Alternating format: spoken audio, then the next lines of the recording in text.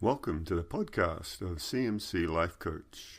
Today's podcast is titled Emotions, Emotional Intelligence, and Stress Management. By gaining emotional intelligence, we can recognize when emotions are causing us to feel stressed. The first step towards emotional intelligence is to uncover the different purposes emotions and feelings play in our life. Positive emotions play a key role in creating social bonds and feelings of general well-being. And in this podcast, we're going to focus primarily on stress-inducing emotions like anger and irritation. So let's start by looking at the purpose of emotions. The purpose of emotions covers a wide range of human experience, playing an essential role in our thinking and behavior. Emotions alert us to potential danger, be it physical or psychological. Emotions are also information. And that's really a key point. Emotions are also information. They inform us as we make decisions, care for ourselves, and relate to others. Now let's use the example of emotion that often creates stress. Feeling irritated. On the one hand, nobody likes to feel irritated. However, the emotion may well be giving you useful information. It may be that we're working on a challenging or really energy-consuming task and have come to a point where we need to take a short break or a rest from the activity. The irritable feeling may be alerting us to the need for us simply to take a break. Perhaps our concentration's getting poor, our motivation's starting to sag, so this irritation, the feeling of that is good information that we can take a break and come back refreshed, recharged, and motivated, full of energy. In another situation, irritability can alert us to other things. Perhaps you are irritable whenever you spend time with a particular person in a social setting. That emotion can inform you that you two just aren't compatible and that your interactions are more stressful than relaxing.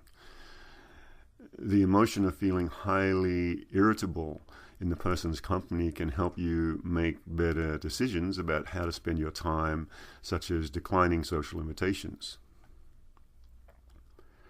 Of course, you might be irritable simply because you're in a bad or funky mood, so be careful to honestly monitor emotions like irritability, as they will increase your stress levels.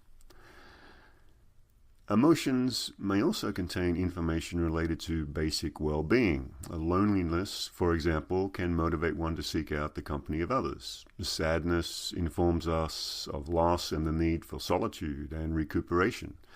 Feelings of humiliation, shame, and guilt alert us to unhealthy relationship dynamics. And talking about emotions and emotional intelligence, we also now want to look at the basic nature of emotions that have essentially three recognized component parts. There are physiological cues, subjective experience, and expressive qualities. These are three component parts of emotion. Let's take a look at the physiological cues of emotion. These cues of emotion occur as physical sensation. We feel these as high or low energy, muscle tension, heart rate, and things of this nature.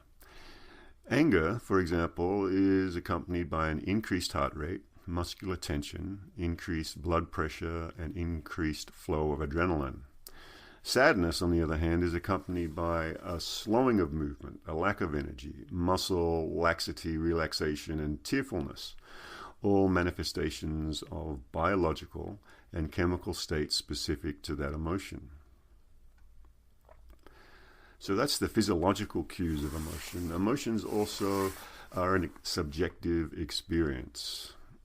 Emotions are subjective because no matter what the emotion is, the experience is very personal in terms of how it feels and how you react or respond to the experience. The subjective experience of an emotion is one's personal experience of it and how one reacts to it, including the meaning and purpose that you assign to it. A good example of this would be the anger you might experience when someone constantly interrupts you while you're speaking and making you feel disrespected. In this kind of situation, you may have a belief that confronting the person and expressing aggressive anger is an appropriate response. This would be the meaning of the anger. The purpose of the anger would be to make sure it doesn't happen again. So the subjective experience of emotion also includes the use of the emotion to make decisions regarding what behaviors you will make in response to the emotion. For example, in this situation of being constantly interrupted, you may decide to confront the person who interrupted you and aggressively express, if you ever do that again, you'll be sorry, in a threatening kind of manner. Emotions also have expressive qualities, and you express emotion through behaviors in a range of ways, including assertively, aggressively, and passively aggressive. We're going to look at this as we continue with the example of expressing anger after being interrupted repeatedly. So aggressive expression would somewhat violate others' boundaries and disregards their rights and needs. Anger expressed aggressively involves some kind of threatening or disrespectful language and behavior. And that would be, if you went to the person and basically threatened them, say you were going to punch their lights out or something like that, that would be a good example of that. Assertive expression of anger acknowledges your own needs and rights without interfering with the needs and rights of others. Anger expressed assertively would be, say, in that previous example, going to the person and saying, I was hurt and irritated when you interrupted me during our conversation and meeting. I found it difficult to keep my train of thought, and I wanted to make sure to say what I had to say. I would appreciate it if you didn't do that in the future.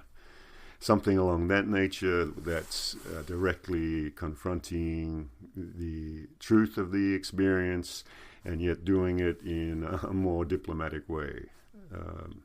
Learning to monitor your own emotional responses in these kind of ways will help you manage your stress. Maybe there are situations where you need to express anger aggressively, and yet there's also a lot of stress involved in this. Maybe there are times when, if you have a tendency to do that, you can tamper it down to more assertive expressing your truth and yet respecting the rights of others. If you do this, this is a really good way to reduce your stress. So this is just a beginning look at emotional intelligence. And in the next podcast, we're going to continue looking at emotions, emotional intelligence, and stress management, and the importance of having these skills. This is the podcast of CMC Life Coach. Thanks for listening.